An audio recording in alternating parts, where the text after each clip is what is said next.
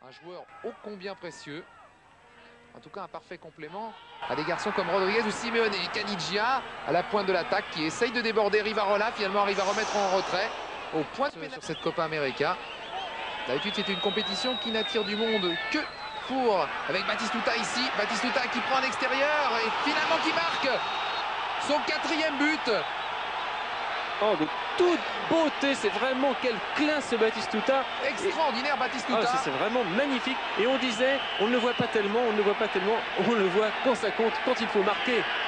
Rappelez-vous ce que je vous disais, dans le football, en 90, eh bien on marque les buts en moins de 6 passes. Là, il y en a eu 3. Rodriguez, une assistance super. J'espère qu'on va le revoir sous un autre angle, car vous allez regarder la petite talonnade de Claudio Caniggia pour son compatriote. Regardez là, c'est magnifique. Il fixe la défense et à 1 contre 1, Batista, eh bien, il est pratiquement inarrêtable. Quel finish en tout cas, il est argentine. Ça peut paraître incroyable quand on le voit comme ça, on a l'impression de voir un de ces attaquants qui ont déjà de nombreuses reprises. Et attention à ce 2 contre 1 avec Claudio Caniggia qui va essayer de fixer, qui a peut-être trop porté. On a vu le geste de dépit de Batistuta. Simeone au-dessus du premier rideau défensif. Attention à la vitesse de course de Claudio Caniggia, servi dans d'excellentes conditions, qui arrive à centrer. Simeone est là. Et le 2e but pour l'Argentine. Sur un service de Claudio Caniggia, qui se transforme en assistant de luxe ce soir. Après la talonnade pour Batistuta en fin de première mi-temps, et bien regardez, c'est encore un service de Rodriguez. On retrouve toujours les mêmes. Caniggia qui va lever la tête intelligemment. Et Simeone qui est venu là à l'angle des 6 mètres. Une petite erreur de Cristaldo. Et Diego Simeone marque son premier but dans cette Copa América. Son premier but en sélection argentine. Diego Simeone a un ballon qui est venu mourir sur la ligne. Et utilisation parfaite. Formation d'Arturo Sala. Suivons cette action de Caniggia. Il y a un 2 contre 1 à jouer ici avec Batistuta. Batistuta tout seul qui peut armer sa frappe. Une frappe de l'extérieur. Un petit sourire de Gabriel. Ah, excuse-moi Claudio. On va revoir tout ça ralenti. C'était assez intelligemment joué de Batistuta. Je crois que Caniggia a un petit peu glissé au moment donné de l'extérieur. Batistuta était obligé d'arrêter sa course. N'était pas dans les meilleures conditions, lui aussi a un peu glissé. Enfin, on peut quand même cela dit, lui permettre quelques erreurs. C'était vraiment très bien ce qu'il a fait, parce qu'en fait Batistuta, il avait quelques petits problèmes. Il était Diego Maradona, mais c'est peut-être un bien pour un mal finalement. Batistuta pour Caniggia. Caniggia qui a de l'espace, qui va peut-être jouer un contre avec Chilavert. Un relais vers l'extérieur, il attend pour frapper, c'est superbe de la part de Caniggia. Le 3e but. Un but signé Astrada. C'est magnifique, j'espère qu'on va revoir ça tout de suite, c'est absolument superbe. 3e assistance de Claudio Caniggia ce soir. L'homme de cette rencontre. Si Batistuta avait été l'homme de la rencontre précédente face au Chili, il faut reconnaître là tout le mérite de Claudio Caniggia. J'avais souligné ses progrès en Italie. Avant, ce n'était qu'un buteur. Et bien maintenant, il les offre comme un caviar à ses partenaires. Un superbe crochet extérieur après une frappe que Chilavert ne va pouvoir contrôler sur un service cette fois-ci de Batistuta. Toute la vista de Claudio Caniggia. Chilavert se couche et Astrada. Oui, cela dit, comme par hasard que les Argentins se font plaisir et jouent l'attaque, comme c'est le cas ce soir, et bien les fautes, on en voit de moins en moins. Attention à Caniggia, car le dernier défenseur a glissé. Caniggia qui passe Chilavert et qui marque un but absolument splendide. Magnifique. Extraordinaire Claudio Caniggia. Ah, dites-moi. Ah, quel spectacle magnifique que celui que nous offre cette équipe argentine, avec un Caniggia qui a été à l'origine de tous les buts de son équipe et qui cette fois-ci est à la conclusion. Alors ceux qui avaient enregistré Pérou-Paraguay, qui avaient suivi nos consignes, c'est-à-dire effacer les 90 lignes de la bande, et bien au contraire, fait des duplicata de ce match Argentina-Paraguay. Car regardez Claudio Caniggia dans sa position favorite en 1 contre 1. Il fait seulement partir vers la gauche, contrôle de l'extérieur, ensuite un tir croisé. Une touche de balle, Rodriguez, de nouveau Batistuta. Batistuta qui peut donner sur la gauche là-bas à Simeone. Finalement, Caniggia avait un petit peu des œillères sur ce coup-là, mais enfin, on peut lui pardonner. Surtout après ce qu'ils l'ont fait.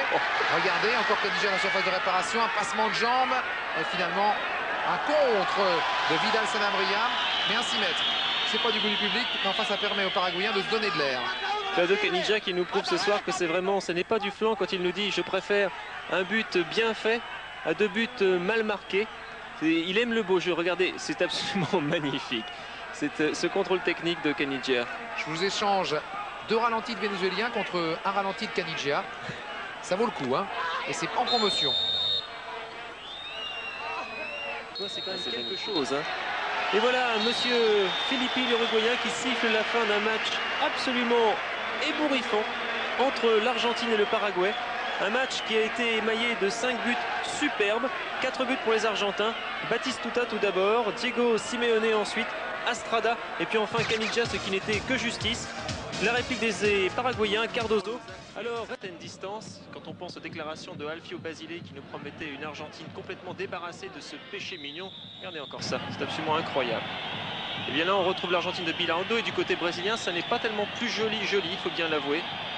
Et c'est Mazinho qui est un joueur qu'on peut admirer à bien des égards, se comporte comme un petit voyou.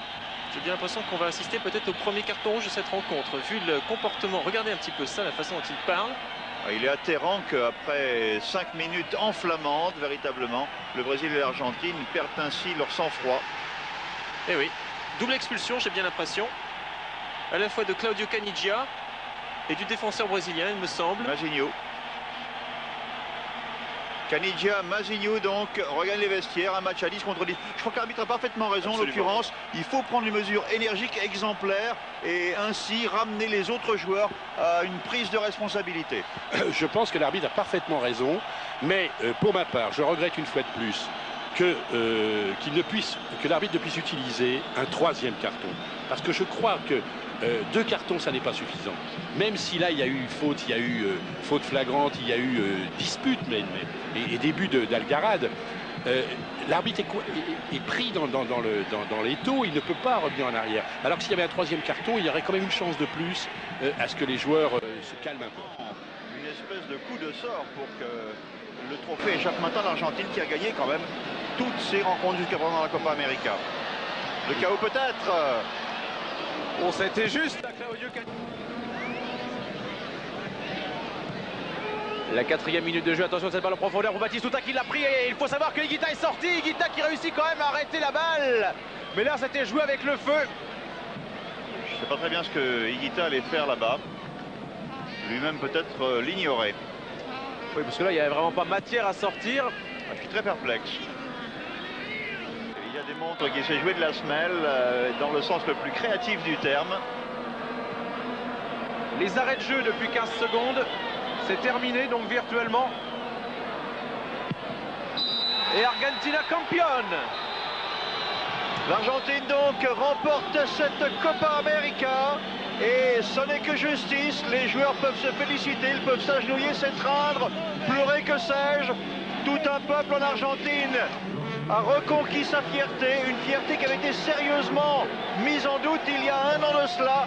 Et c'est tout à l'honneur de Basile d'avoir forgé ce moral, d'avoir forgé cette équipe créative, cette équipe de vainqueurs, cette très belle équipe d'Argentine. Bravo l'Argentine, merci à la Colombie d'avoir offert un spectacle de qualité, d'avoir donné une si belle réplique et ainsi donc laissé planer le doute jusqu'au coup de sifflet final. Cette danse qu'entament les Argentins est vraiment, elle aussi, fait plaisir à voir. Basile est en train d'éponger quelques larmes discrètes, furtives, dans un coin du stade. Il a rempli sa mission. Son équipe qui n'a pas 25 ans d'âge de moyenne. Et encore une fois, il promise un très bel avenir. Je crois qu'il faudra compter avec elle pour la Coupe du Monde. On marque une petite pause, on se retrouve dans quelques secondes pour la conclusion.